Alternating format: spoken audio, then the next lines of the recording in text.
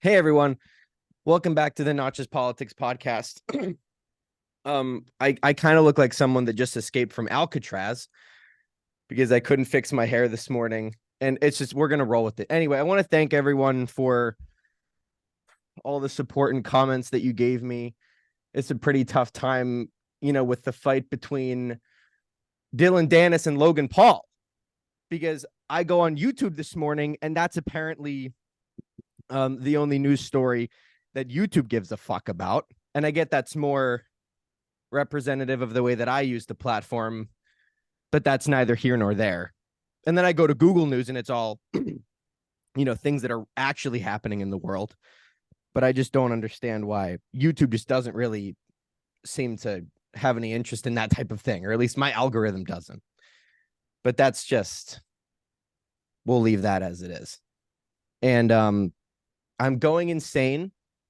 Point Park has lobotomized me. I've been absolutely lobotomized by this unit, and I know they're listening. I know the president listens to this, and I think he's a great guy, but people are calling him racist, and I don't know what's going on anymore. There's another hit piece about the president going around. Why does my mic keep getting quieter? Please stay up here. That's too much. Anyway, we're falling apart. I'm falling apart over here, and Point Park has lobotomized me. They've slowly just hollowed my brain out, and they're just stuffing it with God knows what. This university is hilarious. It is a scam. We were genuinely sold a lie, and I'm not kidding. This is partially a bit, but it's partially not. And I was talking to Gavin about this. Everyone I've talked to at Point Park has the same. I haven't met a single person that's like, yeah, I've met one person that's like, yeah, I kind of like it here. And that's a graduate assistant that is currently being paid by the university to do a job. And otherwise, no one seems to really care about the university. No one really likes it. And I think it's just because no one knows why the university does any of the stuff that it does. To be frankly honest with you, the students are finding mold in their cheeseburgers. Half the students don't really have an academic advisor, including me. And I, so far this semester, and I know other people have done the same, have started writing papers the day before they're due. And I've made minimal edits to my papers. And I've gotten A's and B's on every single one. So I think this place has just fallen apart. And I think that's really all I have to say. Well, Point Park, what they do is they'll just kind of give us a shiny new student center. They'll be like, hey guys, look, millions of dollars of debt don't really matter, does it? Because look at this new student center that you've got. Look at this HGTV style renovation of the dining hall, whenever 2 of the 4 elevators in Lawrence Hall are broken every day. It feels like, at least. They're broken every other week. And Point Park's like, hey guys, but look at this shiny new student center we're giving you. And I'm just thinking, could you pour that money into quality of life for the students? Could we pay Culinart a little more? Could we do something, please? Culinart won't even take my money. The app we use to order our food at the cafe, it doesn't even work. It won't even take my money. Not that the food's even that good. It's okay. The dining hall, the cafe, the freshman year was actually better. I could go on forever. I digress. Clare Ashcraft's here. You've saved the show because I scheduled this whole semester and then I had to move stuff around and it was chaos. And thank you for such last minute agreeing to come on the show. Of course. You've saved it. How have you been? The people haven't seen you since May. Yeah. It's been a time. It's my last year of school, so that's good. I keep on saying I'm only attached to this hellscape for several more months. And you're actually graduating from Point Park University. You're actually an honorary student. Yeah, they're going to give you a diploma. The diploma is just like a Joker card. It's just got a jester face on it, and it just says jokes on you or something stupid. It's not even, the diploma is just it's kind of I don't even know. They'll send you it in the mail. We have to get you your merch still. I actually thought it would maybe be kind of a funny Halloween costume to create a new Point Park character, and it would just be me head to toe in merch, like as much as I could possibly wear, wristbands, bracelets, a beanie or a hat, a hoodie, a t-shirt under the hoodie, sweatpants. I don't know if they make socks, and then just maybe like holding a book or something from Point Park, and I could be there, like that would be like their, like I could be like their social media influencer. I could like gaslight students into thinking that the university is really not that bad, guys, right? I'll be like their minister of propaganda. That's what I do. Yeah, I think that's great. But I'd also have to spend $300 at the Point Park merch store to get all that That's stuff. And not I'm not, great. no, no. Maybe But if Spirit Halloween. you're an influencer, they give it to you for free, right? I'm sure, but they really should give it to me for free if I was going to be influencing for them. There's a lot of narratives on the street they can't really control. So I think they should just hire me and I will become a shill for them. It's all I need is a little bit of money. That's all anyone needs in this world. Just pay the person enough money and they'll do whatever you want. So I think they should just pay me a little bit of cash, maybe just cover the rest of my tuition, some sort of monetary compensation. And I will do this for them. I will do it. I will tell them that, listen, guys, the Wi-Fi is not that bad. You know, I get that you haven't used it a single time this year. I get that it doesn't work on 50% of campus, but hey, when you do have it, it's pretty good, right? You know, mold in your cheeseburgers, show me evidence. I'll claim misinformation. I'll start flagging people's social media posts with a Point Park thing, like fact check this, because I don't believe it.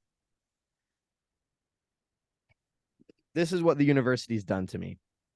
This is what they've done. This is what happens whenever the university is academically a joke of an institution, and I've gotten away with way too much. And that every student does the same thing.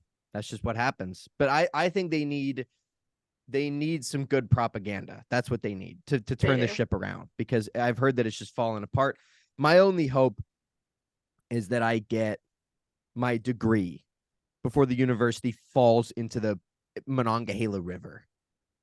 Shit, is that the one that's on the side of the, I don't even know the rivers, like which one is which in Pittsburgh. I get confused. Anyway, let's get into what you've been up to. You're still at AllSides. And I know you put together, I wanted to open with this because I never really talked about it. Because I'm an expert in America. That's my claim to the people right here. No one knows America better than I do. no one knows. No. That's pretty good. You put the, yeah, listen. There's no one that knows America like me. Have you seen that? Have you seen that video? Like the 25 things no one does better than Trump. It's one of my favorites. He's like, there's no one more conservative than me. There's no one that builds walls better than I do. It was like my 5-year-old cousin would do that stuff whenever I'd be hanging out with him. He'd be like, no one builds Legos better than I do. Like, he was the most powerful man in the world. And he talked like it was like some kids competition, like he was at the playground in 3rd grade. Can you imagine like Trump playing Pokemon on the playground in 3rd grade? Oh my god, it would have been over. He'd have been like, I have my Charizard, my 1-of-1 legendary Charizard. But anyway, can you talk to us a little bit about Kevin McCarthy's been fired? Well, this is kind of old news, but we haven't currently elected a new Speaker of the House. Do you have anything on this? I mean, yeah, it's kind of rough. Like the right is like, oh, well, this isn't about McCarthy working with the Democrats to avoid the government shutdown. They're like, this is about broken promises. He didn't fulfill what he said he was going to do. And I was like, okay, even if that's the case, do you think when you have less than 45 days until another government shutdown, that like it's the right move to oust your speaker, meaning you're going to have to put someone else up, go through a whole nother vote before you can put forward even another funding bill to keep the government open? And if the government shuts down, then you're going to have a bunch of people in the military that are in their 20s that suddenly are causing a lot of trouble, probably. And so, not a good decision, in my humble opinion, to oust the speaker at this point in time. And well, then I don't think they cared. I think they wanted a government shutdown because it gives them media attention. It makes them money. I don't think they I think they wanted it. I think they did this on purpose. Yeah, there's definitely a divide amongst the GOP on whether a government shutdown is a good like bargaining chip to get the budget cuts that they want. Which I get to a degree that you want the budget to decrease long term, Hmm. and the Democrats really aren't doing anything about that.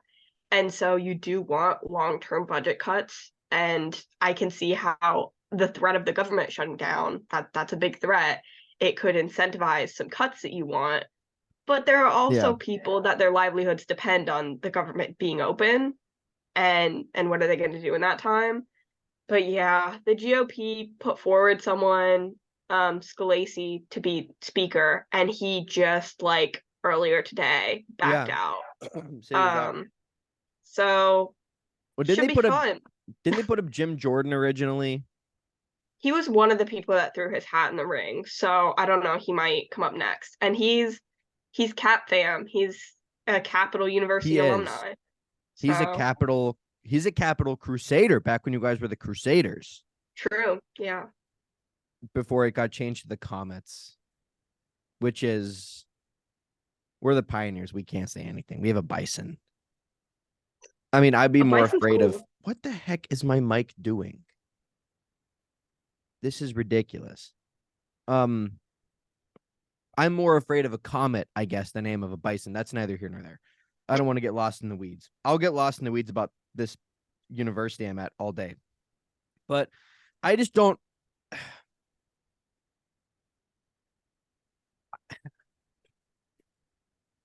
They wanted this. I feel like they clearly wanted this. They did this on purpose. They pushed this. They could have fired him after the debt ceiling thing. They were looking for a reason to get rid of McCarthy ever since the debt ceiling situation happened in June. That was in June. Yeah. I think so.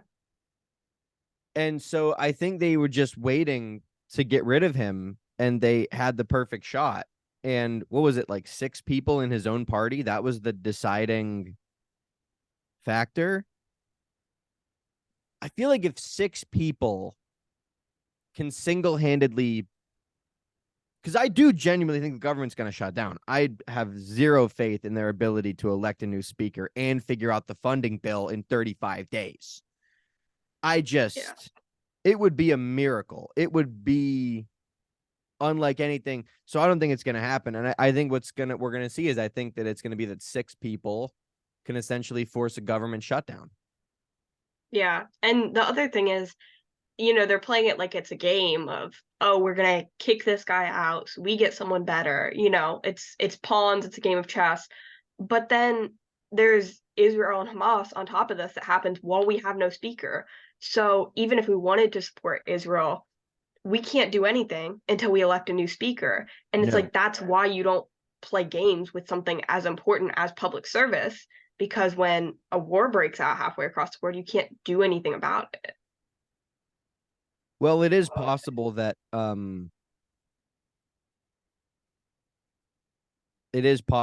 they're. I mean, I don't know the extent to which we would assist Israel in the war, if at all. We already gave Hamas weapons, so that's good. They're walking around with American M4s that were left behind in Afghanistan. So Yeah, and I'm not saying we should assist them, but it's a discussion that needs to be had in the yeah, government that it does. we can't even hash out that discussion because everything is about getting a new speaker. Everything's on pause until that happens. And the American people can't hash it out either. And I already For real. I I yesterday I couldn't. I was so just tired of this. Like I talked to you about this, but I don't think we're mature enough in this country now to even have the conversation. We can't even do it. We clearly never learned from the fact that this happened in 2020. We did the same thing. We just used it to call each other Zionists or anti-Semites or whatever the fuck. And we gave them no material support by doing that. We helped no one that was getting shot in the face. We helped no one. And then the conflict was over and we all said, on to the next thing. Groomer, Nazi, groomer, not. And it's like, that's all we do to each other. And we just like we didn't spend months just demonizing each other, and then it happens again and we do the same fucking thing. Like, we clearly haven't learned that this doesn't get us anywhere. And I just don't understand. I understand being concerned. I understand wanting to care. I understand. And I would never say this to a Jewish or a Palestinian person. They're allowed to be angry. They can talk all they want because this is them. But the blue hair person holding a sign screaming at the guy with the Confederate flag on his truck, we don't need those people weighing in. I'm sorry. I don't think I care what these people have to say, because guess what? They're not experts. And I'm not an expert, so I'm not weighing in. I don't want innocent people getting shot in the face. How about that? And that's like a controversial opinion right now, which is even more insane. These people are getting called like selfish, uncaring, hateful people. And I've got nothing. I don't know why this is pissing me off so much, but I don't understand how anyone thinks that this is going to put us in a better situation whenever it's over. Nah, I mean, the way that people are fighting right now, like you said, it's not helpful in any way. And I understand why people care and why they want to help. But I feel like if you really care, you really want to help, you should be thinking of, okay, what is the best thing to do in this scenario?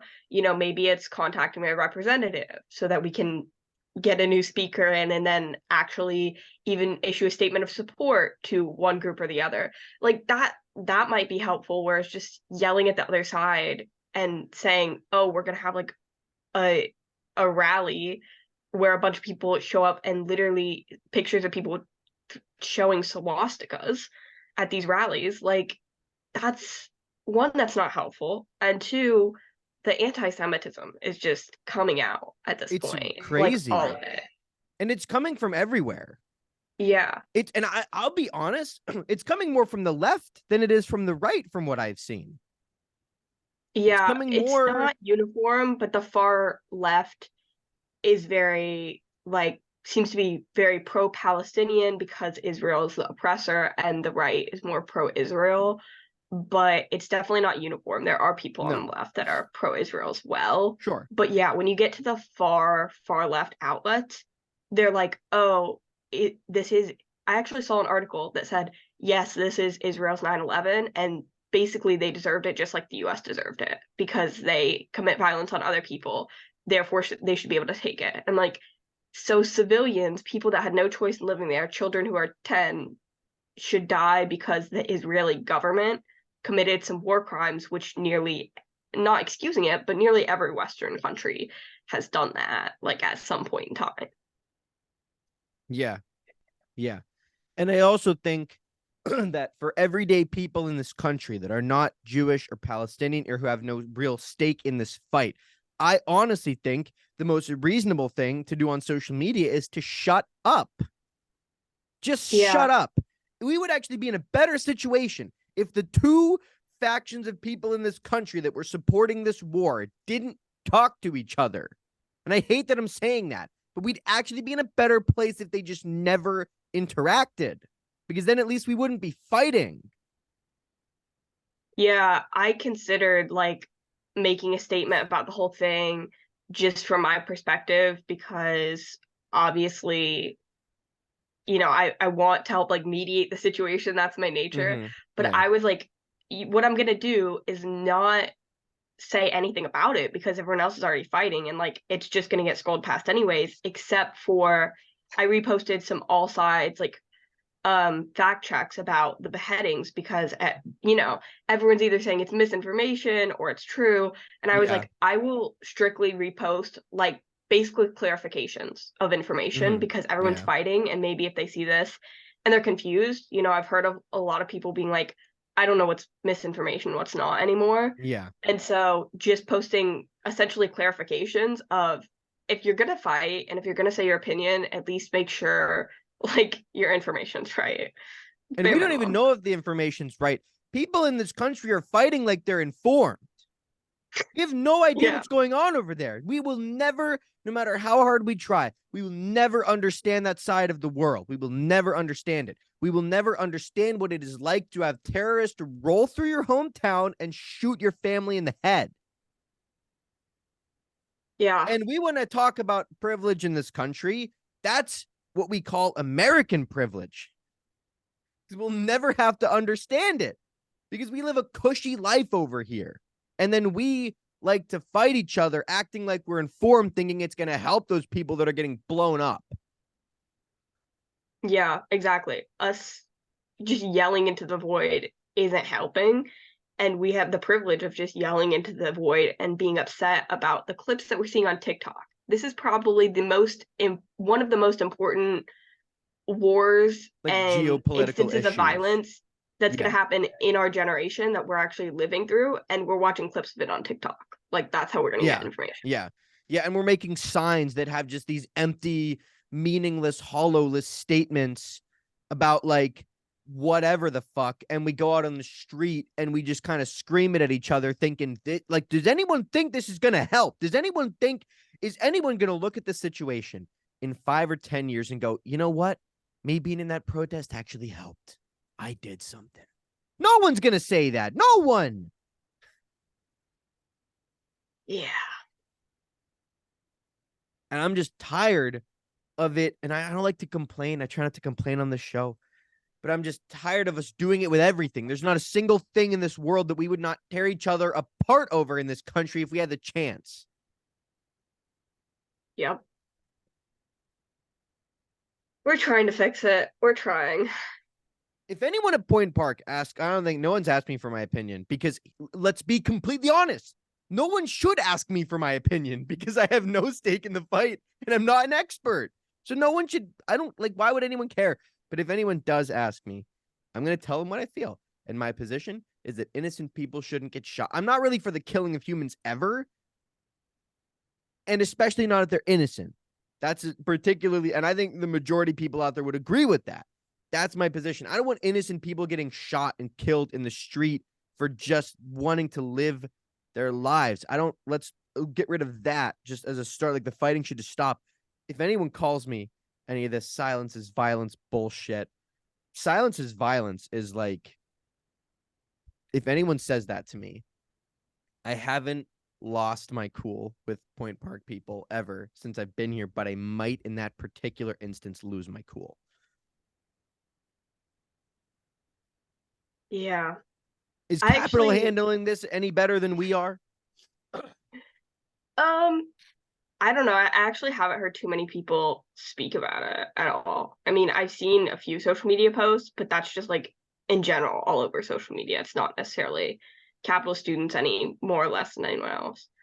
But when you actually had the pragmatic nihilist on, he said something I disagree with about this. He was like, there was an article from the Free Press about people should close their checkbooks to certain universities because they're supporting all these like Free Palestine organizations that are saying like really disgusting things.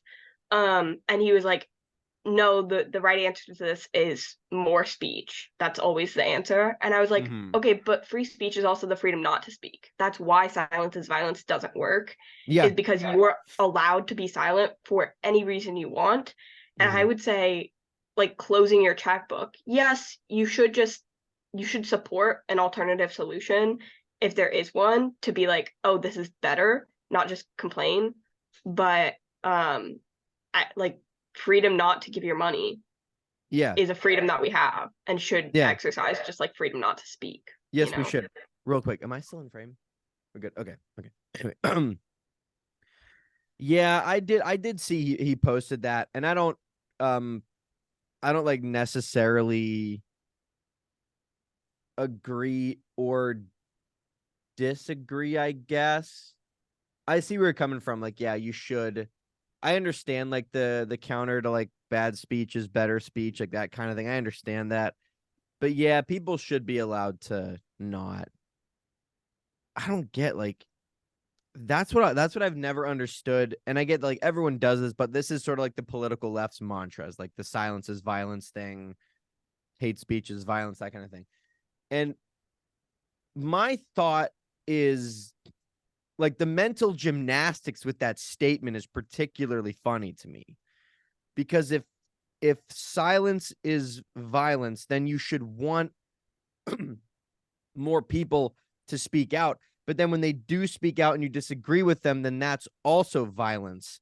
So what they should essentially say, what the rebrand should be, is that disagreeing with us is violence. That should just be the rebrand. Like, if they were at least honest about it, I would at least appreciate the sentiment behind, because I don't even understand the sentiment behind that statement, because it's a one-way street. They don't let it go the other way. They accuse people of being selfish, uncaring, and hateful if they don't say anything. And then if you say the wrong thing, we do the same thing too. So the only option is to agree with us. So if they just rebranded it to that right there, at least if it was honest, I would at least appreciate it more, because it's like, at least they're not trying to hide anything. Yeah, But I they agree. I do. mean, that is how it works. But they do. It's like, that's how it is. It's like, that's how all of their stuff is. That's how, like, hate speech is violence. What is hate speech? The stuff that we don't agree with. So just use speech that we agree with and you'll be okay. But they can't do that because that's authoritarian and illiberal in nature, but that's what they do. And I know good people. I'm not, there's good people. I'm not saying these are bad people. I'm saying that this is a silly idea. I think it's a silly idea. And I think in the context of this particular situation, it hasn't worked. Yeah, especially like people shouldn't be speaking up if they don't know anything about the situation. If you are in, if you're like a freshman in college and you know nothing about Israel and Palestine because you have no reason to, then like, why are you speaking out and taking a side and just spreading more misinformation in all likelihood? Like, you Yeah. shouldn't be saying anything unless Oh, you have knowledge. oh, and wasn't it back in 2020 that if you're not involved and if you're not being affected, you should shut up and listen? Wasn't Well, that the branding? well, it was you need to listen to educate yourself while amplifying voices that know something, but the voices that know something have to be in agreement with us. They have to be anti-racist voices on the left. It can't be people like Coleman Hughes or Glenn Lowry or Sean McWhorter, people that who are Black and have that experience, but disagree with the anti-racist and usually a liberal framework, you know? Yeah. Yeah. So they kind of flip-flopped on that because now they want people to just, like, I don't even know, maybe it is actually kind of consistent. And if it's consistent, I can appreciate that. But I haven't seen it work yet. Haven't seen it work. And to be fair, the right doesn't have, I'm not trying to do the whataboutism thing, but I will do it because the right doesn't have any framework either that works. They haven't done anything either. Theirs are equally, theirs was like, I don't even know what. I mean, at this point, the right is usually just reactionary. It's just look at this Mm-hmm. silly thing the left is doing. Oh, we hate them. Oh, everything's going to shit, and not offering solutions or helpful ways of thinking about things. It's just, oh, haha, look at the left, or let's look at the left and cry because they have so much institutional and cultural power, and not Mm-hmm. like, let's fix things. It's let's shut down the government. Yeah, yeah. And the left does have too much institutional power. I do believe that. Like, they do have a lot of institutional power, but it's not really coupled with any work or action. It's just kind of like, let's complain. And Exactly. the Yeah. complaining isn't really like there's funny complaining, and that's what comedians do, and that's fun. But it's like, but these people are not comedians. The complaining isn't funny. It's not really poking fun at anything. It's just kind of obnoxious complaining.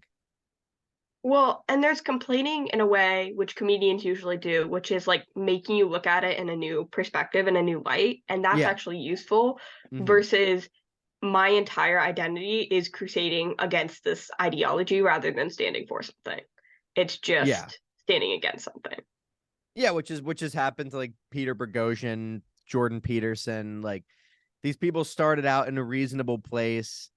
I feel like Douglas Murray almost a little bit is like that too now. Like, I haven't listened to him in a while, so I don't. I see all of his articles about Israel, Palestine and stuff, and I see all these articles he writes, and I'm kind of struggling to see what he stands for. I'm just kind of seeing what he's standing against, which is the problem I think that some of these people suffer from on the right eventually once they get so pushed away by the political left. Because I do think a lot of it is actually the political left's fault. And the other way when it happens, like, I think the biggest, like, no one brings out the conservative in me like the progressives that so on social media. And no one brings out the progressive in me like the conservatives that I follow. It's like they're the biggest recruiting arm for the other group. They're just ping-ponging people back and forth. Yeah, for sure. I mean, I agree with that. You see things like on the left posted incessantly, and you're like, oh, this is really stupid. Like, let me, and you lean more conservative. And then you see like what's her name, Pearl on social media, who thinks women shouldn't have rights. And I'm like, okay, Oh well, yeah, yeah, definitely yeah, yeah, not yeah. that. I've never You talked about know? her. She's something else. For those who don't know, there's this chick on social media. She's one of these like red pill people, which how do I even explain red pilled? She's the female Andrew Tate with millions of followers. What'd you say? Yeah, I mean, I think what I'm saying, like my parents might not know about the red pill or whatever, but like most people know what the red pill is. It's this sort of it's not completely in line with conservatism, but it might as well be at this point. And it's this whole like the system's working against us. The people are it's sort of just it's sort of conspiratorial in nature. It's the thing. And there's this one influencer in the red pill space who who definitely has some opinions. And she says stuff like women shouldn't vote unless they get drafted into the military. Like if they want to vote, they should have to I don't even think face then. the I think she just consequences says of the women vote. shouldn't be allowed to vote. I haven't heard that one. I heard the only one that I've ever heard is her saying that if they want to vote, they should have to be drafted. Mm. And she was like, and I don't want to go fight, so I won't vote. I'll stay in the kitchen, which is I mean, interesting. yeah, see, I could That's see a interesting. fair argument of you Hmm. should have to be in the draft if you want to vote. Like, I could almost see that. But Yeah, from what I've heard of her, she's like, oh, yeah, women are just too emotional. They're not meant to be in leadership positions, that positions one of I have power, heard. and they shouldn't That vote. I have heard. I've also heard that. But yeah, so you go over there to people like them, and it's like, well, this is also kind of ridiculous. This is not helpful. This isn't getting anything done. Um, and it's just, and I guess we could open up this can of worms. Like all that kind of stuff does. Is it just because there's a lot of young men that watch that content? There's a lot of young men now. Like there's data coming out. Young men are leaning conservative. I think what is it? The biggest conservative demographic is going to be these kids that are going to be like 18 to 25 now. That's going to be like the new. These people are falling conservative. It's like they're watching this content, and all it's really doing for them is giving them like a skewed view of what women are like. Yeah, It's especially with the way that people are so isolated from each other now, and mhm. a lot of people don't have close friends. Like, if you've never had a close friendship with a woman and the only lens you're getting is information like that, where it's just a monolithic, like, oh, they're too Mhm. emotional and this and this and this, Yeah. and you don't really have any sense of the individual differences between people anymore because you're just listening to people talk about men and women in broad groups. And if you don't have any interaction with them on a regular basis more than like a class with them, then you wouldn't know any different. Yeah, I would have thought that it was a sensible opinion that before you form your thoughts on a person or a group of people, that maybe you should sit down with someone from that group and try to have a genuine conversation about life. I would have thought that was a reasonable thing, that before you judge trans people or before you make any assumptions, go talk to someone from that community. Go talk to someone who supports Israel or supports Palestine, or go talk to. And people don't really like to do that. They don't like to go talk. And these young men now are just like afraid of women, whenever in reality, it's not that deep. Just go talk to people. Just go talk. Like that's all that I do is I just talk to people, and it's not that hard, and it's kind of fun. And that stuff kind of, I mean, I get confused in the same way with feminism. Like I think that all these things are is they just become the bullying of the out group. That's all feminism is at this point to me. It's just like, let's talk about how, and maybe you have a different perspective on this because I'm not a woman, but it seems like feminism at this point is more or less how do we put down men? There's not really a vision for like what women should be. It's kind of like lacking in a path forward, and it's kind of just let's throw all the problems on men, and then the men's rights people do the same thing to women. I mean, I think a lot of problems are thrown on men, which shouldn't be, but like I always just ask people if they say they're feminist, like what does that mean to you? Because Yeah. there's a strain of feminism where it is all, oh, it's men's fault, it's all the patriarchy, and that's where it ends.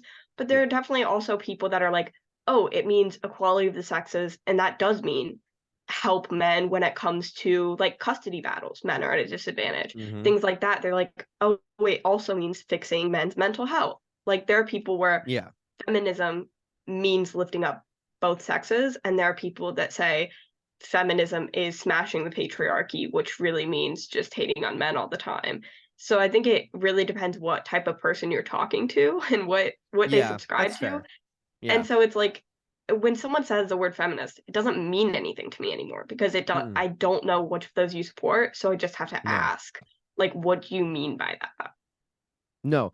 And that's a good point. And I guess I should have clarified that I was sort of talking about like the caricatures on social media. Like these people are just Andrew Tate in a way is a caricature of a role model for men. Like he says some stuff that might ring true, it might resonate, but anyone with a criminal charge probably shouldn't be someone that people look up to.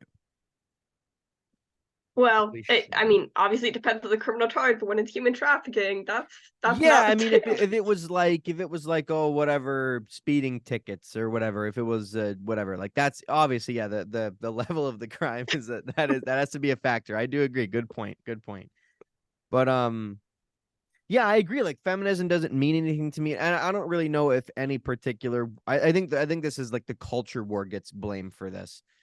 Is that all of these words, racism, transphobia, homophobia, xenophobia, bigot, feminist, red, no meaning to me in my brain anymore. They have no.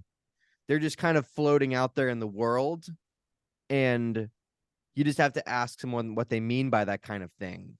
You can't assume anymore. You can't assume that racism is genuinely hating an out group because of the color of their skin. Because now being racist is saying, like, hey, maybe we shouldn't lower math standards in low income communities just so that those kids pass. Maybe we should invest money into those communities to raise those kids up to the standard. That's now seen as a racist point of view. Yeah, I just have defaulted to don't believe any headlines or posts that use any of those type of loaded words. Just link to what the actual comments are. If they say like someone said something racist or sexist or whatever, I'm like, Mm-hmm. just show me what they actually said and I'll determine Exactly. that for myself. Because Yeah. sometimes it is legitimate and a good use of the word, but there's no way to know the difference anymore. No, and we've given ourselves no lines in the sand of saying like, hey, if it's outside of this, that's not. We gotta. There's no like nuances. Does not appear to be a faculty that most people in this country possess in, Yeah. which is, and I've said it before, but maybe that's just a natural progression of America. Is that eventually we go, nuance, we don't need that. Because we can just craft our own reality in this country. We can just make it whatever we want it to be. So maybe eventually nuance was always going to get thrown to the wayside. Yeah. I mean, nuance in a way has always been thrown to the wayside depending on what communities you're in. Like a lot of That's true. religious communities, everything's either good or bad. And Yeah. I think it seems like nuance has been thrown out the window because a lot of a small group of very loud people have always thrown nuance out the window. But now that Mm-hmm. we have social media, it seems like everyone's done that. When in reality, like a lot of people agree on most cultural war issues if you look at data, but Yeah. you wouldn't know that because No. it's super divisive because that's what makes money through all the big media corporations and social media and all those things. So it's like there is a lot of agreement and a lot of nuance if you go out and talk to people. But if you don't ever touch grass, you would never know that. No. If you never touch grass, that's a good. I think that's very true. That's a good point. You got to go out there and you've got to just. I don't know. It's weird that like I have a genuine question for you. Have you ever met because like you brought this up to me, a good point you made is you're saying like there's a Turning Point USA chapter at Capitol now, and you went to a meeting and someone was like, oh, you know, how could you associate with those people? And you made the point of like, listen, conservatives are either the boogeyman or they are ignorant. Which one is it? Like, is it they're uninformed? They're, you know, is it that they're uninformed? They're ignorant. They're stupid. And they just need to hear my thing more. Or is it that they are evil, hateful? They're doing this on purpose kind of thing. They can't be both. They have to Yeah, be one or the other. You got to choose. You can't have both of those things.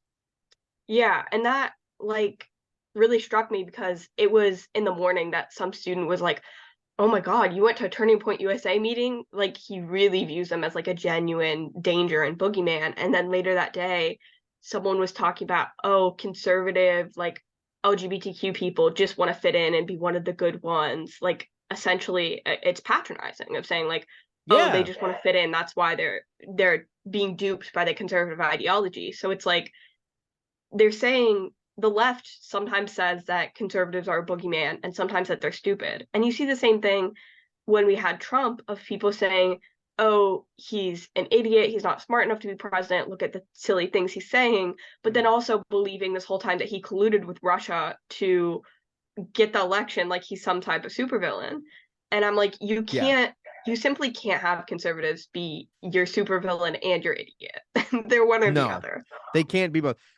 No, but I did have a counterpoint. Unless conservatives are just Dr. Doofenshmirtz from Phineas and Ferb, that guy is a dumb idiot that is also a supervillain. The take your rights away inator. That's what they would build if the conservatives were Dr. Doofenshmirtz. But I don't think that's the case. The point that I was going to make is like we've put this idea in our heads that these people are scary. They're scary. They'll hurt you. They'll do something to you. And it's like I've never really met a scary conservative in my life, other than My maybe uncle's a some. scary conservative. I literally was just gonna say I've got some crazy uncles that might be scary conservatives, but it's like it's only scary if you give them a gun. And I don't know if they have guns, but like if they're just in person, these are not physically imposing people that can really do anything to anybody. Most of the conservatives I know are not scary, physically imposing people. Even if they were, a lot of them just want the same thing as everyone else. They want their, family to be happy, their community to be supportive and happy, and they think that conservative values are the best way to bring that about. And they And don't want their Bud Light to be trans. yeah, yeah. But like They want their some Bud of Light them to are be infringing on straight. your I was gonna say most of them aren't trying to infringe on anyone's rights. A lot of them are live and let live type people. They just want certain values for themselves. Like, Yeah.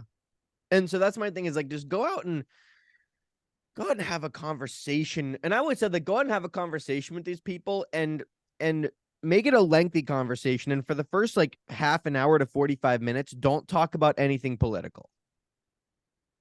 Talk childhood. Where'd you grow up? What is your favorite band? What kind of memories do you cherish? What are your friends like? Why do you care about them? What do they like about them?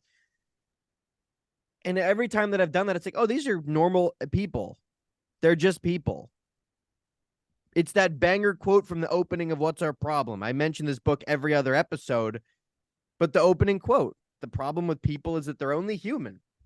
And that's a banger quote. That's a banger right there. yeah, I recently wrote a piece for AllSides on like Dianne Feinstein when she died about Mm. like people across the aisle being like, oh, she was a great woman, which is expected. But there were some people on the Republican side saying, no, we were genuine friends. Like, I have a painting she gave me of flowers that she did hanging in my living room that she gave me as a wedding gift. Things like That's that, where sweet. it's like people have actual friendships across the aisle and it's not advertised because you don't go No. around just advertising your friendships. Like, that would be weird. But most people have friends across the aisle and that's normal. But anymore, Mm-hmm. people don't because they think that's they're contaminated by the other side's immoral ideas if they share a mere friendship with someone who disagrees with them. But if you go Mm. in people that are our biggest like political pundits and things, they do have friendships across the aisle. Like Yeah. they put politics aside sometimes because yes, it's their job, but once they leave their job, they also care about other things and they share Yeah. those concerns with other people by nature of being human. So Yeah, I mean, like, Tucker Carlson is like friendly with Russell Brand, bringing up two names that are in hot water. How about that? But it's like, just to bring up an example, is like those two are friendly with each other. Why can't they be? And they they haven't they may have some contaminated common each views other. about how to treat women. No. Sorry, I had to do it. Wait, does Tucker have some stuff now too? Not that I know of, but I wouldn't be surprised. Loki, I actually kind of would be. He has a family. That's true. I guess He's a I dad. wouldn't be surprised if he's made some comments. Not Oh, like okay. Yeah, I mean, actually. comments I could understand. Yeah. Or like if it could also be something really far in the past. And like obviously I don't want to make assumptions or accuse him of anything, but I he's Yeah, probably said some things. he might have. But at any rate, not to get lost in the weeds. Um, yeah, that's just, and I just don't, that whole, we gotta figure that out. We gotta figure out how to not, people are like addicted to it too. I think there are people that are, they just live on Twitter to fight, Oh and yeah. that's their job. And to be completely honest, they are quite good at it. I don't like that they're good at it, but there are a lot of people that are quite good at fighting on social media. Well, evolutionarily, we were kind of made to fight with other tribes, and living in Yeah. cushy America, sometimes there's not enough to fight, so people make up things Yeah, we've just to fight made it up. out. We're just putting conflicts in places in our brains.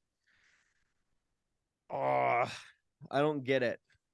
But well, I guess I do get it, but once I don't know this applies to everyone, but once I feel like once you realize that that's how it is, not that you have to like change the whole way you think about it. And maybe this sounds a little bit like one of those people that I'm getting upset with, but I do feel like just to take a step back for a second and just look at social media and say, where are we going? In 5 years, what is this going to have accomplished? Are we getting anything done? And if you want to continue doing it, that's fine. But just take a look at what it's doing to you and your life and your community, your mental health. I don't think it's doing a lot of good in those areas. It's not. The less time I Yeah, spend on Instagram, the better off I am typically. yeah, and I mean there are obviously good things about it, and we can kind of trick ourselves into saying that makes it worth it. Like you can mobilize people in a way you couldn't before social media, and we've all met friends off social media, Mm-hmm. but it's also like some of the people that I've met that have no social media or like very minimal are the most insightful and smartest people that I know because they Yes. don't accept all the other junk that comes with it. They've said, you know what, it's Yeah. actually not worth it and I should cut it out. And those are always like the most sane people.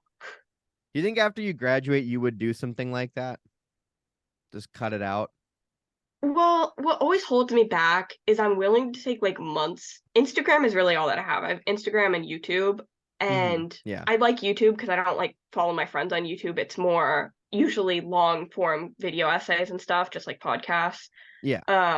So I'd keep that. I would go off Instagram for months at a time, but I like having access to some people that like I haven't seen in years, but I want to know what they're up to. Mm-hmm. But I guess I could also just ask them for their number and make an effort to reach out and be like, "Hey, what are you up to?" And that would, I'm sure, be like a better solution. But it is Yeah. nice to keep up with people en masse of like, "Oh, here's someone I found interesting and I want to know what they're doing with their life 5 years from now." But, I'm probably not going to reach out if we haven't talked in a year and a half and be like, "What are you up to?" So, Yeah. Yeah. I just feel like the less I'm gonna end up cutting it out again at some point. I'll end up just deleting it from my phone for a few months and then I'll come back, and it feels like a thing that I'm gonna have to do, that I'm gonna have to just cleanse my system of it eventually, because eventually you would snap. You would go crazy if you were on there every day for a full year, depending on who you follow, I guess. But you'd go insane. I mean, I'd go insane. I'd go crazy. Yeah, it took me a long time, a lot longer than my peers to even get on social media. Like Same. everyone had Instagram and Snapchat and all those things. I think I was 16 or 17 before I got Instagram for the first time, and Yeah, that's still all that I have. I was a sophomore in high school when I did. Yeah, I was like a sophomore or junior, I think. Yeah. Maybe a freshman, but like I waited a lot longer than my peers, so I know it's possible to like live without it. And to some degree, you're like a little bit out of the loop from what everyone else knows, but most of the time, it really doesn't bother you. Like you don't notice it at all. Oh, I'm out of the loop on the new season of Stranger Things. I'm really missing out. It's like most of the stuff that I've found that I've missed out on is like my life is completely unchanged by not knowing this information. It's completely the same. Whether or Yeah. not I knew about the latest Taylor Swift album. I'd better be careful. I haven't made them angry yet on this show, but they will probably try to throw me off campus if they hear me saying that it's not for me. But that's great that people love Taylor Swift. I'm just not going to spend $600 to go to her concert. I think what the fan base is with Taylor Swift is it's just a bunch of people with maybe kind of boring lives. Their lives are just generally kind of boring, and they listen to a song, and the songs are all kind of the same to me. Like, I just kind of, whenever I picture a Taylor Swift song, they're all just kind of about the same thing. It's a little bit like Nickelback AJR type thing where it's like, guys, this new album is just kind of the last two albums again. Well, hers are literally it's Taylor version, but it's It's the just, same yeah, she album. just like makes, this is like the Midnight Taylor's version of like a remix of a remix of a remix. And it's like, this is the recycling of content unlike I've ever seen. But I feel like the people who are her fans listen to one of those songs and they go, oh, she's writing about me. This one's about Which me. I mean, that's fine. It's Everyone great. I has love it's music fantastic. taste that is beyond me, you know? Yeah. You're an Yeah. AJR person, so I don't think you can I talk for the am. Swifties. Yeah. Yeah. But I like, really yeah, can't. she's like fine. I like some of her music, not all of it. But like that's how I feel about Olivia Rodrigo too. Everyone's like she's Oh, amazing and yeah. her music is catchy. When I listen to the lyrics, I'm like, I can't relate to this at all because it's No, very like teen girl, I broke up with my boyfriend, should have listened to his exes, and I'm like, that's not the life that I live. Like, no, not at I'm all. sorry. But she's Not like at out here all. calling her exes sociopaths, and I'm like, that just seems so petty. Yeah, Like, I know. It's just like, it's not really like, everyone's like, yes, girl, and I'm like, that that she's seems just, kind of like you're the toxic one. she's just girl bossing. Okay. Yeah, she She's is just girl girl boss. bossing. That's all she's doing. I mean, we're pretty close in this country. You remember the chick from Theranos, like that company that scammed like Walt Disney out of $1 billion or whatever, Bill Gates, for that blood testing machine, and it was all bullshit. Oh yeah, yeah, yeah. Remember that? And now she's in jail. We're about 6 months away in this country from just going, yeah, but wasn't she just girl bossing? Wasn't she Honestly, just, Elizabeth Holmes was girl bossing. I She mean, she was. can we be completely like for just a second? Go back to this. Remember, even though we are watching the sun set on the American Empire, we still have some time left, and it's all about delusion. It's all about just whatever you want it to be. So to be completely honest, she is following the American dream. She's chasing it, and she almost got there. If it weren't for those meddling kids that whoever caught her, if it wasn't for this Scooby Doo, she's a Scooby Doo character, kind of like scamming people out of all this money. It's all fake. We got to figure it out. She's kind of just girl bossing. If you trick Bill Gates into giving you hundreds of millions of dollars, you keep that shit as far as I'm concerned. You get to keep it. So, but I think True. that's the point. Is like I think that we're about 6 months away from just letting her out of jail and going, but she was just girl bossing. She was. We're pretty close. It's gonna happen. It's gonna happen. I'm telling you. God, I love this country so much. I love how crazy it is. I love that you can just start a company that's allegedly going to have a machine that detects all sorts of blood-borne diseases, and just with one little prick of the finger, and you can tell about all of them. And I love that it's none of it's real, and it's all fake. I mean, if she tricked those people, I think just keep the money. Just let her be. Just keep an eye on her in the future. Maybe don't trust anything she ever does again. But let her keep that money. Come I mean, on. here's the thing. You gotta put her on foreign policy. Like, if she made all that money tricking people, then imagine what she could do with like Oh China. my She could gosh. have a poker face. Make her the secretary of whatever. Put her on, send her to China. Let her figure it out. She'll be like, listen, she'll get us a trade deal. Trump would love this girl. Did he know her? Did he give her money? Should she be Trump's vice president in 24? I did not think of this ever, but should Elizabeth Holmes be Trump's running mate? I mean, you would have the ultimate con man paired with the ultimate con Oh woman. my gosh, that's so It's true. match made in heaven. It's the greatest. How about this? What if you flipped it so we have our first woman president ever, who's also a serious level con woman? But Trump would never take VP. That's the problem. Neither one of these people would probably. You have to have such an ego to get there in order to really, you know. But I do think, man, Trump would love this girl. She should go to one of his rallies. She should open for him. Yeah, I mean, another option for VP, if Trump doesn't take it, we want her to be first woman president, is you put her in the same room as Anthony Fauci, you know? Oh my Because gosh, he can spin it. yes. He'd be like, she was just giving a noble lie, you know? She was She was trying to listen. keep the spirits up with the American people. Hey, remember what Fauci said? If you're questioning me, you're questioning. If you're questioning me, you're questioning the science. You're questioning the science. She is the science. She is the science in this country. That's her. That's what this is. Let Elizabeth Holmes, I'm telling you, we need to elect Elizabeth Holmes to some position at once. Call your representatives right now. Call them on the phone. Send them letters. Post it on Twitter. Get her out of jail. Free. Listen, for every day that Elizabeth Holmes is in prison, I will speak out. I will speak out on this platform. I will make my voice heard.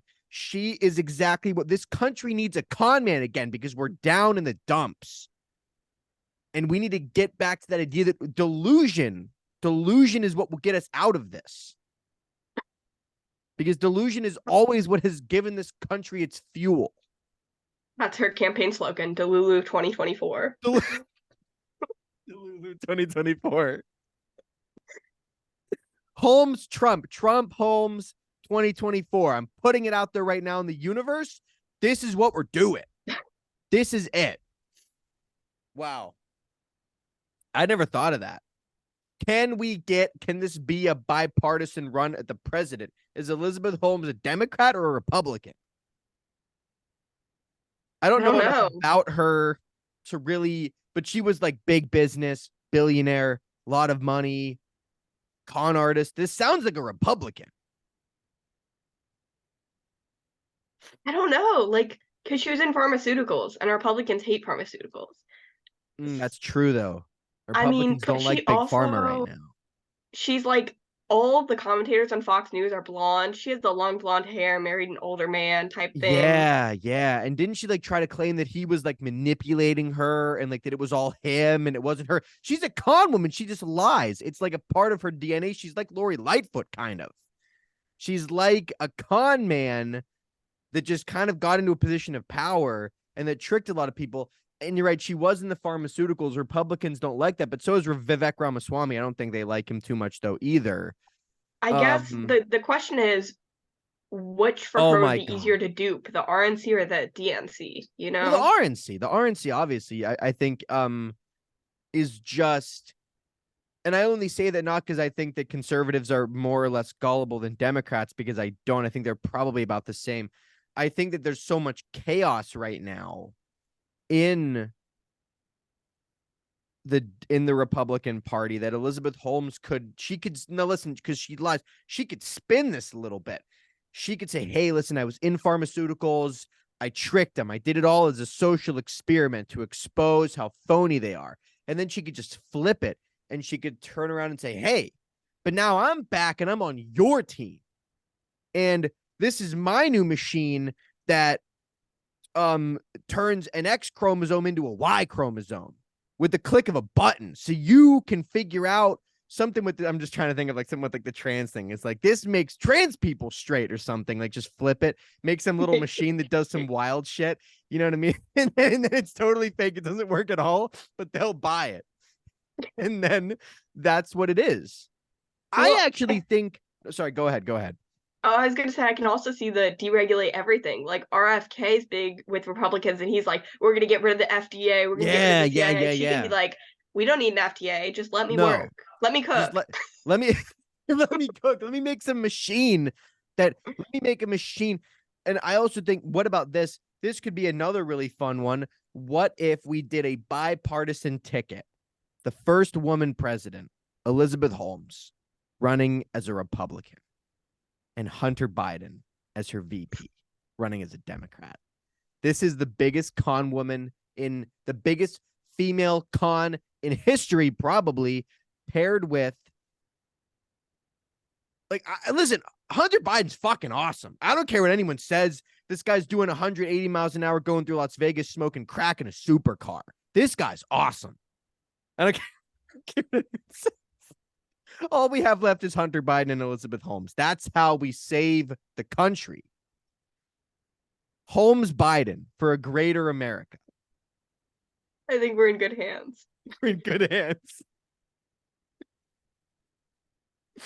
I think that would be great. Would you vote for that ticket? That's my question for you. Could the Forward Party pick them both up?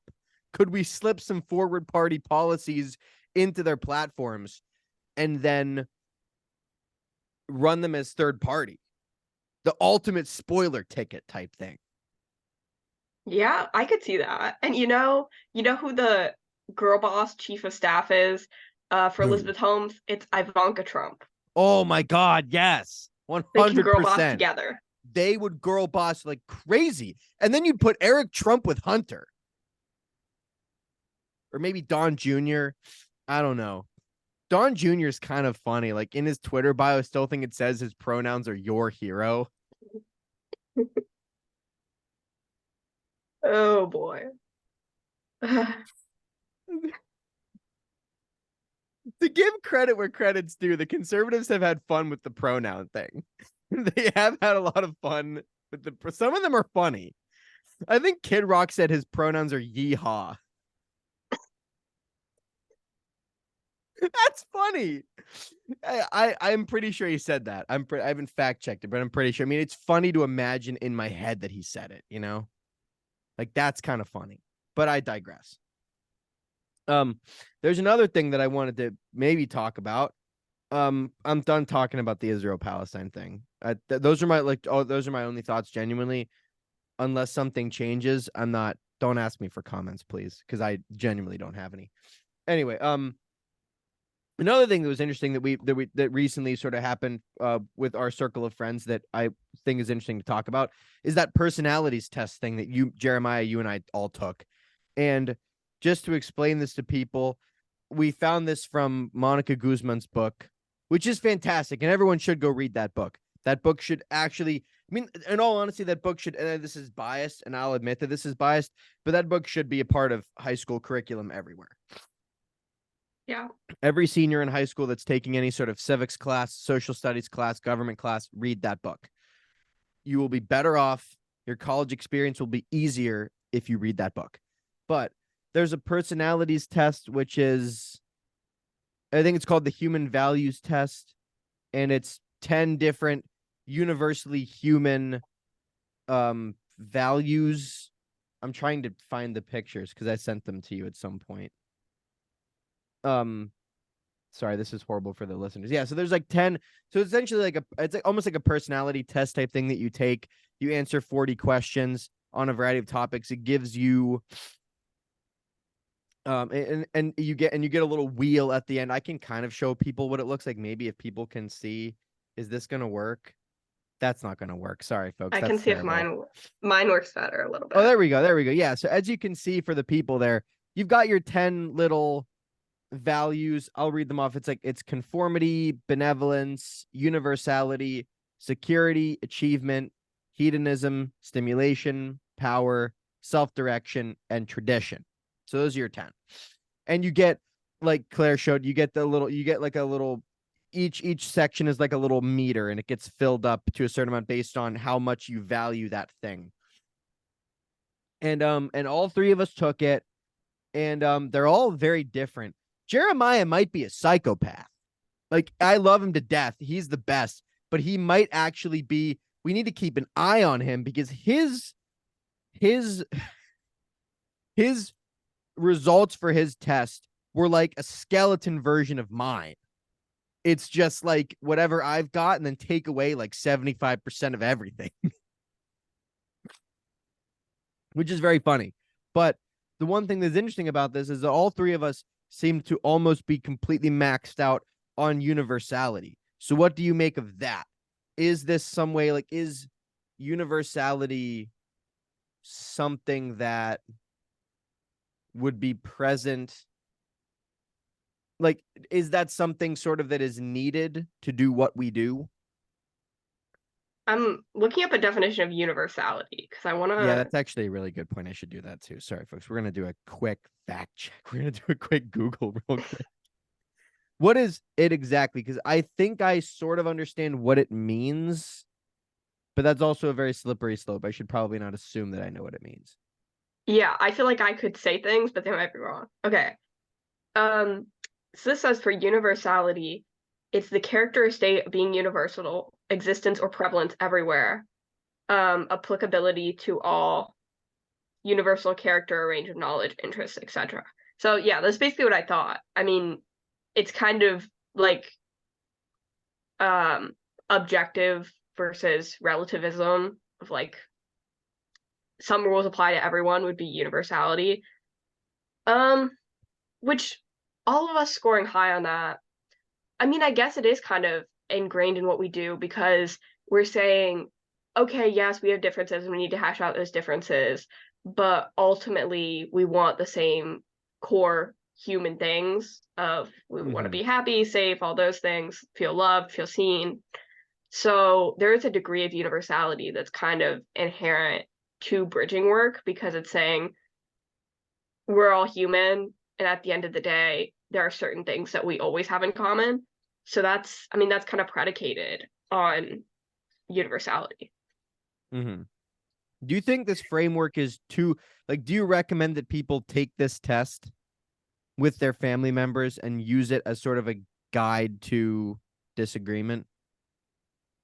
I mean, yeah, there are definitely other tests you could take as well. There are a lot of different type of tests that are supposed to tell you like your personality or your value set, and I think Mm-hmm. this is definitely one of them that's interesting to look at. Um, and just the ways that you have different values from other people. Because I think the way that Monica phrases it is like, we all value these things to a degree, but for some people, certain things come out higher than others. And that's useful in understanding things like COVID because there's like a degree of there's a safety and public health element, and then there's a freedom element of whether you want Yeah. to take the mask or the vaccine. And everyone values safety and health and freedom pretty much, Mm-hmm. but it's helpful to know if someone would just um, value freedom a little bit more than health, and someone else values health a little bit more than freedom, Yeah. then that's helpful in navigating like why you have the beliefs they do. It's not that they want all disabled people to die.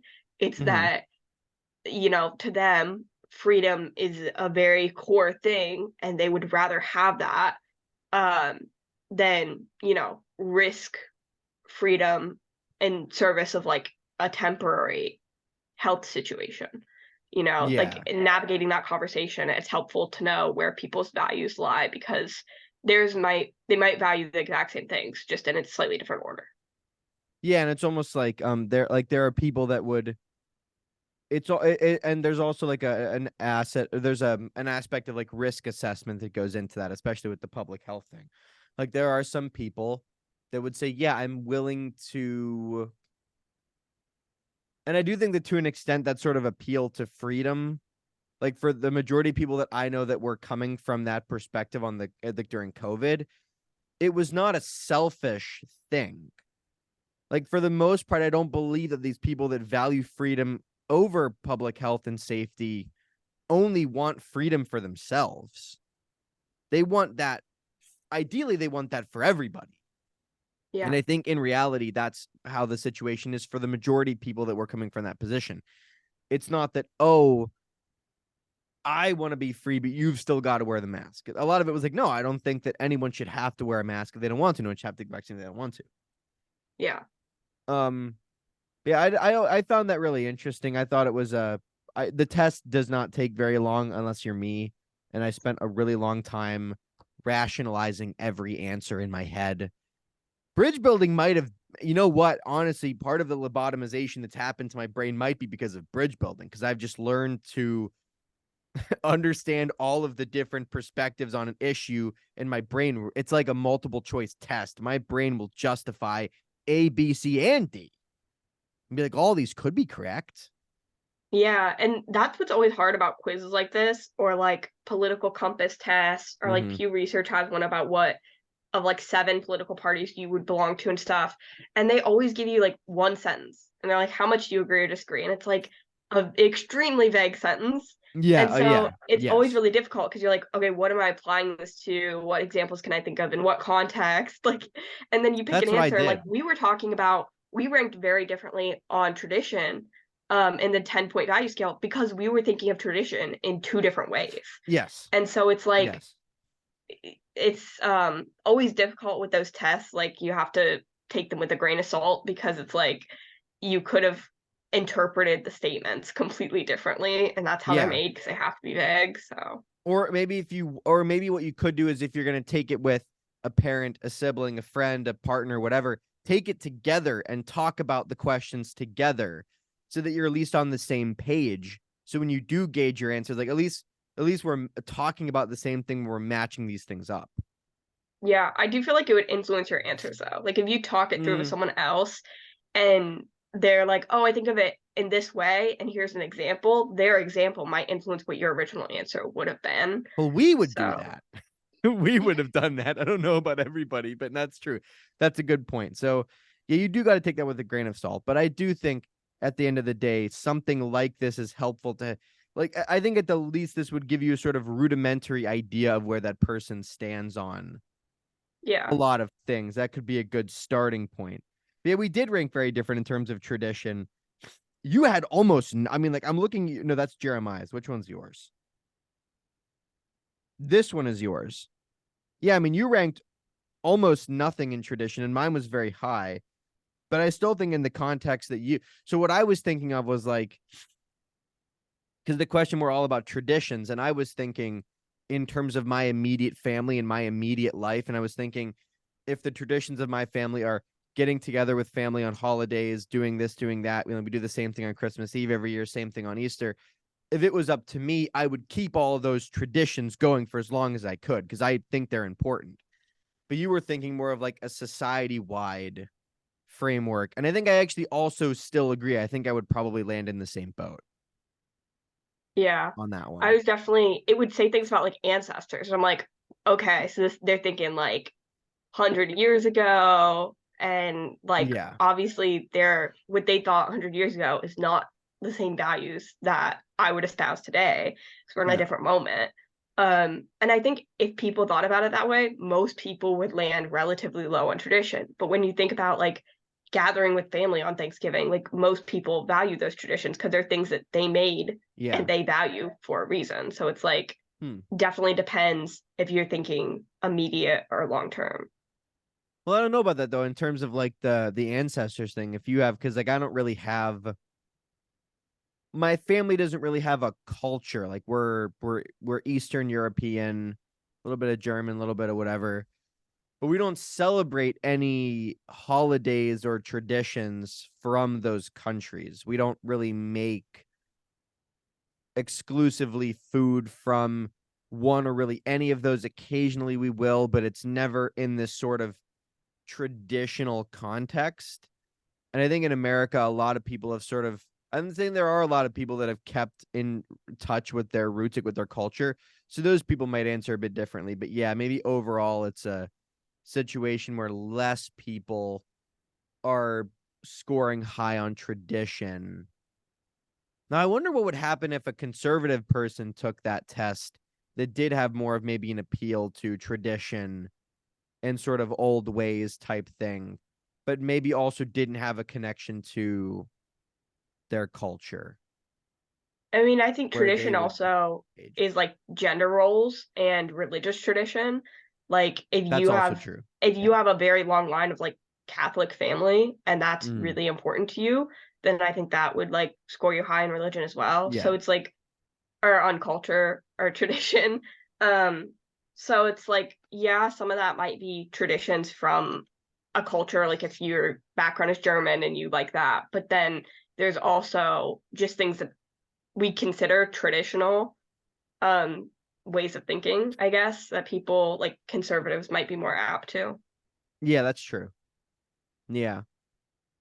Yeah, I wanted to talk about that at least briefly because I thought that was interesting. And I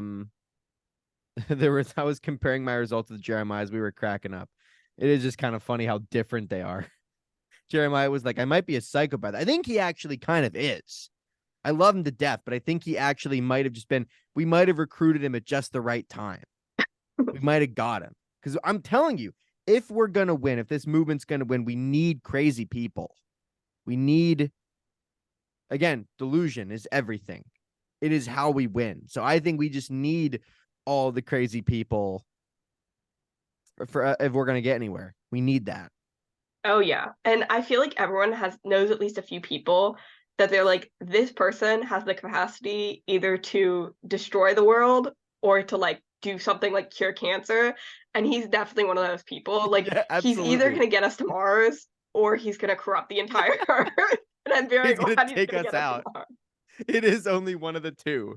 His next book, whatever his next book is, that's going to be, we need to keep an eye out. Yeah. Because he is. He was talking to me. And it was like we were on the phone at 3 o'clock in the morning the one day. And I was like, we're insane. Like, we have stuff to do. We were just on the phone at like 2:30 in the morning talking about all sorts of stuff. It's so funny. But yeah, I mean, I just hope that we get I hope that the version of Jeremiah we get is the one that helps us win and not the one that accidentally destabilizes the world economy Me by too. by making some I don't know even how he would do it. He'd find a way somehow. He would do it. Maybe he'll be on the first. I'm genuinely thinking there might be a day where we just never see him again because he might just go to Mars. And we might have to meet up with him in the metaverse. Yeah. Elon may have to get Starlink above Mars so that we can hop in the metaverse with Jeremiah and do whatever. Do whatever we got to do. See, that's another values thing. Do we value our own freedom from the Starlink or do we value friendship? In this house, we value friendship. Yeah, no, that's true. I mean, in this house, yeah, we gotta. Yeah, that's true. I still think he might go if he was given the chance. Yeah, I could see it. He would be walking around Mars with the Occupy Mars hoodie. He'd be wearing it. That would be like he would make them.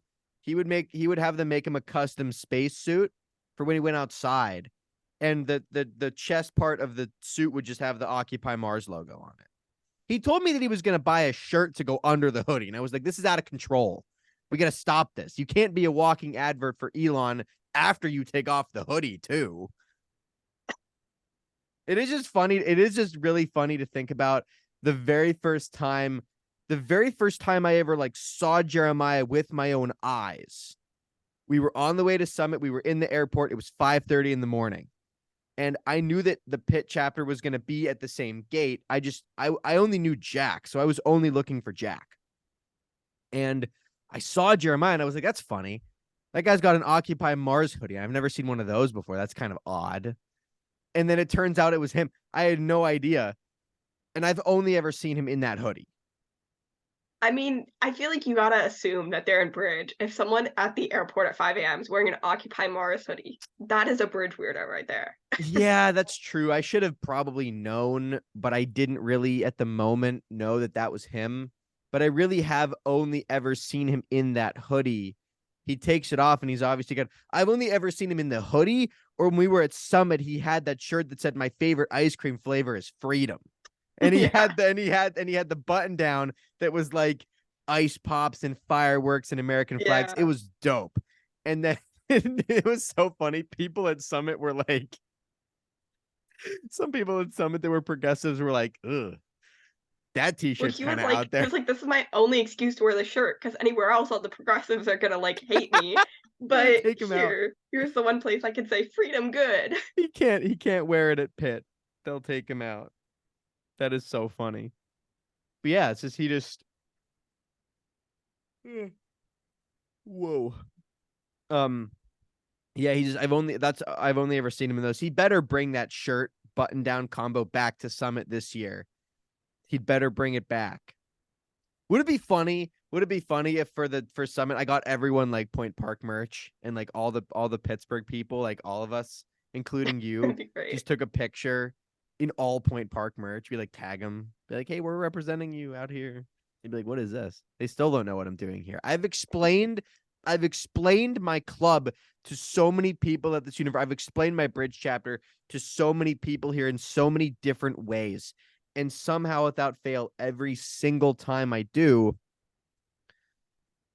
people just kind of look at me and nod in a confused manner.